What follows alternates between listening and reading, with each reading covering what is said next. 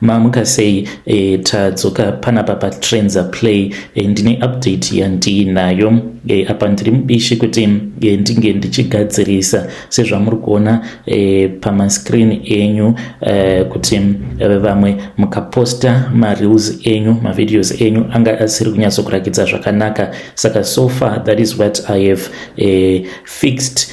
Pandichaisa update you will be able to see your videos zvakanaka anenge ava kunyatsokugara pakati pescreen, not just in the corner. Saka vamwe venyu manga muchiti pamuri kushandisa Trenza Play iri kuita ichifreezer. I'm going to show you just now kuti changa chichikonzeresa kuti app yedu inge ichiita ichifreezer changa chimbori chii. Okay, reke ndiwe kunoku ku dashboard kwangu. Sezvamuri kuona kuti vamwe venyu muri kushandisa mafoni anenge ari ma 3 gig kana kuti ma 4 gig RAM. Saka ndiwo mamwe ari kukasika akrasha nekuda kwekuti anenge aine memory inenge iri low. Saka izvozvo ndo zvandanga ndichirwa nazvo kuti ndinge ndichizvigadzirisa kuitira kuti the majority of our users munge muchikwanisa kuzoshandisa application yedu zvakanaka pasina maproblems, because about 45% of our users muri kushandisa mafoni iwawo, which means kuti kana tikasazvigadzirisa most of you won't end up using the app anyway. Saka example pane mudiwa muteereri wedu anoshandisa Trenza Play achishandisa Hisense yake. Saka Hisense iyi iri very low panyaya yememory, about 2 megabytes. Saka 2 megabytes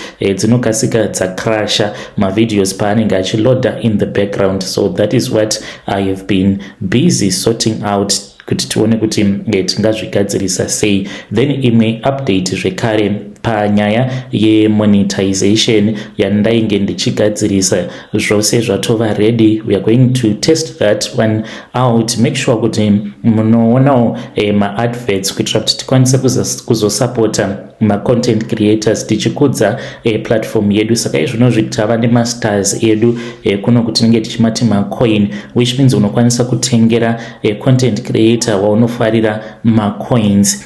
Saka kana munhu akakutengera macoin then you will be able to see macoins iwawo. Ukauya kuno ku library ukazoya pana pakanzi view coins, you will be able to see macoins ako awo aunenge uinawo, then you will be able to redeem macoins ako. So those are some of the updates that I have been busy working on. That's why ndisiri kukwanisa kuposta ma-confessions kuno ku Trenza. Soon after that I will start to post again ma-views takagadzirisa iko zvino zvimava kukwanisa kuona ma-views enyu. Kana munhu akaona ma-videos ako, you can now see kuti how many people have watched the video that you would have posted, but you will be able to see all of these changes pandichaisa another update ku Play Store. Saka macoins edu, they are working very well, and we are going to test and to see kuti will our coins be able to work. Kuno ku Play Store we have been approved kuti tinge tichitengesa macoins. So make sure kuti kana mushandisa the application vamunenge muchifarirawo ma-content creators enyu, you will buy macoins so that we will be able to monetize ma-content creators edu.